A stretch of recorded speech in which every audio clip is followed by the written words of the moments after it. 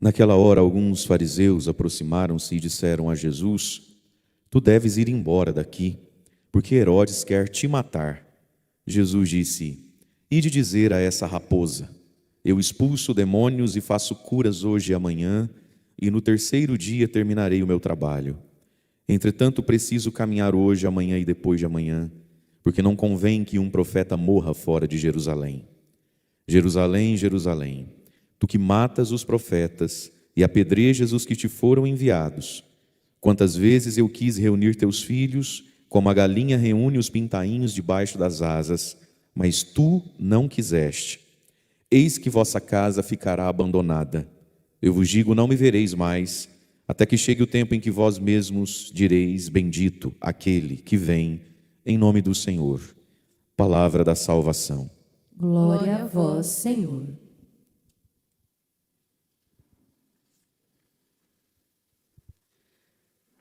Irmãos e irmãs, a palavra de Deus hoje, o evangelho de hoje, quando Jesus aqui chama Herodes de raposa, mas de um modo muito sutil está chamando de raposa também os fariseus que foram dar o recado a ele.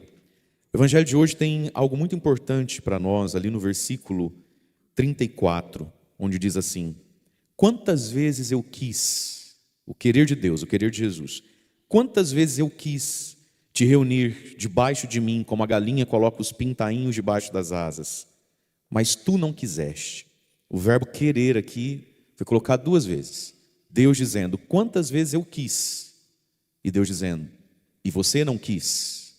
Portanto, meus irmãos, a salvação, a felicidade, a santidade está em harmonizar o que eu quero com aquilo que Deus quer.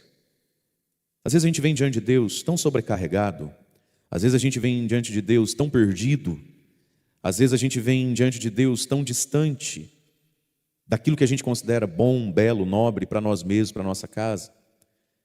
E ao mesmo tempo que é verdade que a vida tem muitas intempéries que nem dependem de nós, também é verdade que talvez as coisas mais difíceis que a gente atravessa, na maioria das vezes, é fruto do querer diferente daquilo que Deus quer. Quantas vezes eu quis?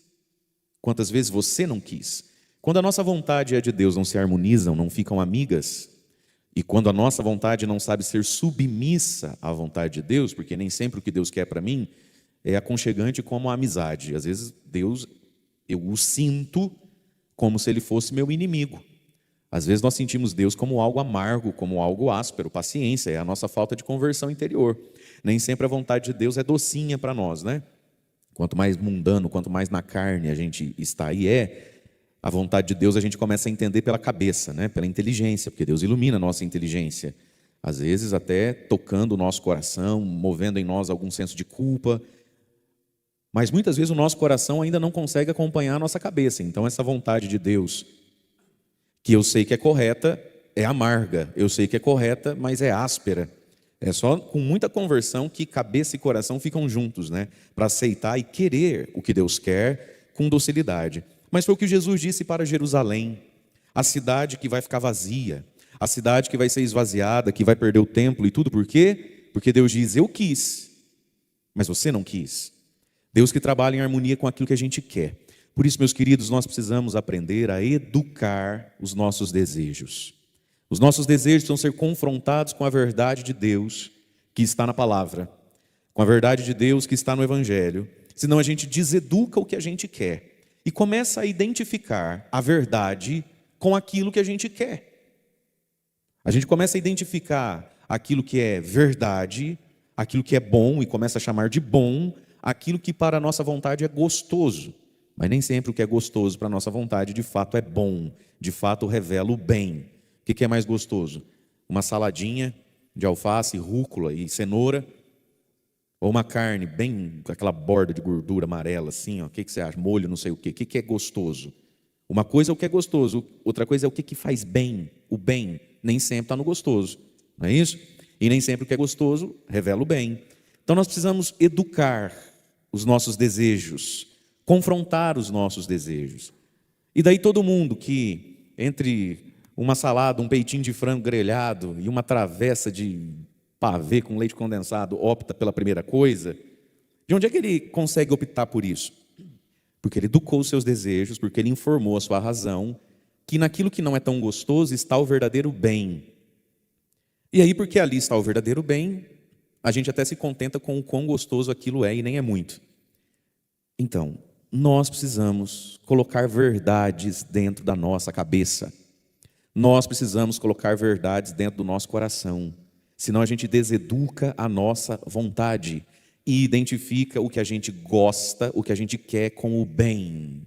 E isso pode ser um perigo, porque nem sempre existe correspondência entre o gostoso e o bem. O bem às vezes não nos toca como algo gostoso. Versículo 34, Jerusalém, Jerusalém, tu que matas os profetas e apedrejas os que te foram enviados. Por que a cidade santa, Jerusalém, mata profeta e apedreja enviados? Eles são do bem, porque são de Deus, mas a pregação deles não era gostosa, não era apetecível ao ego, sabe, aos dengos interiores muitas vezes. Então taca pedra porque não está gostoso e não reconhece que se a pregação dos profetas muitas vezes foi, e do próprio Jesus estava sendo, algo que não era gostoso, mas era o bem, era a verdade. Tu que matas os profetas, apedrejas os enviados. Por quê? Porque não quer educar os seus desejos, porque espera do profeta e dos enviados mais uma colher de açúcar, porque espera dos enviados mais uma porção de sobremesa. E a palavra de Deus, meus irmãos, muitas vezes não é assim para nós, até porque muitas vezes não é disso que a gente está precisando. Não é verdade? Esse chilique afastou muita gente de Deus. Essa meninice afastou muita gente de Deus. Ah não, eu vou na igreja, a gente não se sente acolhido. O padre pega pesado, tem hora. Mas você está precisando de alguém que pegue leve com você? Você tem certeza disso? Olha na sua família, os chiliquentos. Olha na sua casa, dentro da sua casa, da sua parentela, os mimizentos. Olhe bem para eles. E não é julgar, é só constatar. Essa galera do eu não fui acolhido, que vem para a igreja esperando mais uma colher de açúcar, mais um pedaço de bolo de chocolate para a vida pecaminosa que vivem, egoísta que vivem, cega que vivem. Vocês estão precisando disso? Todos nós, meus irmãos, estamos precisando da verdade. Claro, com caridade, dando risada até se for possível, por que não? Mas veja, o que Jerusalém esperava ou queria dos seus profetas? Às vezes a gente vem muito equivocado para a presença de Deus. E Deus aproveita dos nossos equívocos para a gente vir. Mas Deus não nos deixa nos nossos equívocos. Deus não está aqui para mimar a nossa ignorância ou mimar a nossa carnalidade, a nossa mundaneidade. Esse não é o encontro que nos salva, esse não é o encontro que nos liberta. Por que Jerusalém matava os profetas e os enviados? Por que Jerusalém matou tantos deles? Isaías, por exemplo. Por quê? Por que foram mortos? E foram mortos por quem? Pela cidade santa, pelo templo. Pelo templo. Por quê? Porque às vezes a gente pode estar no templo esperando mais um pedaço de bolo de chocolate, mais um pedaço de sobremesa para os nossos egos, para os nossos cansaços, e Deus muitas vezes nos confronta. E aí então Jesus vai dizer: quantas vezes eu quis reunir os teus filhos, como um monte de pintainho debaixo da asa da galinha para proteger. Mas você não quer. Você quer mais um pedaço de bolo, você não quer comer a salada, você quer que eu fale o que você quer que eu fale hoje?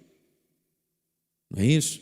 Então, Deus quer, nós precisamos querer com Deus, querer a partir de Deus. E se é difícil adequar isso, porque muitas vezes Deus nos dá a graça da sabedoria, do temor e da obediência para que a gente seja submisso. Porque se entre eu e Deus está havendo um desacordo, quem será que tem que ganhar essa conversa? Eu? Deus, né? Deus é que tem que ganhar isso. Você sabia que muitas vezes na vida o que nos faltou, e às vezes nos falta, é que alguém exerça sobre nós a autoridade que ela tem. Nós estamos num mundo onde a gente